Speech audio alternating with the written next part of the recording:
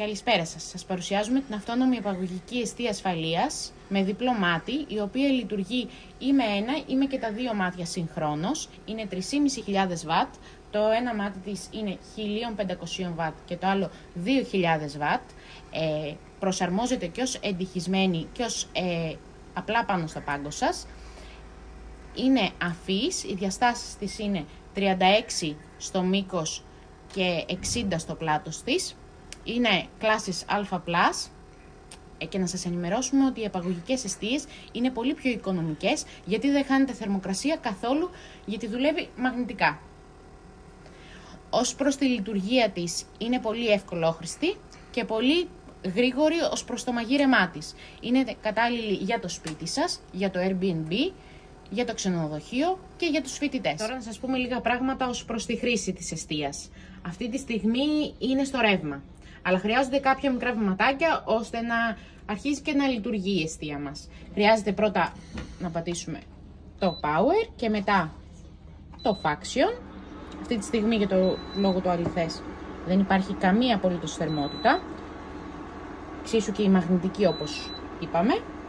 Θα βάλουμε το σκεύος μας πάνω και αυτόματα, όπως προσέξατε, μας δίνει τη δυνατότητα να ρυθμίσουμε τη θερμοκρασία με αυτά τα δύο βελάκια.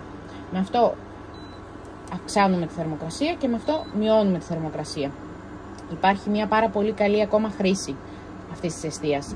Είναι ο χρονοδιακόπτης. Με το χρονοδιακόπτη timer εδώ πέρα βλέπουμε ότι μας δίνει τη δυνατότητα να ρυθμίσουμε το χρόνο στο οποίο θέλουμε εμείς να μας ειδοποιήσει η εστία μας ότι το φαγητό είναι έτοιμο. Πολύ καλό για μια νοικοκυρά. Αυτή τη στιγμή βλέπουμε ότι προσαρμόζουμε τη ταχύτητα του φαγητού μας, γιατί έχουμε πατήσει ξανά timer και μας δίνει τη δυνατότητα αν θέλουμε να μειώσουμε θερμοκρασία ή και να αυξήσουμε θερμοκρασία ανάλογα με αυτό που έχουμε εμείς ανάγκη. Όπως βλέπουμε εδώ πέρα, είναι πολύ γρήγορο ως προς την χρήση του, δηλαδή η εφαρμογή φαίνεται, έχει πάρει το νερό ήδη βράσει.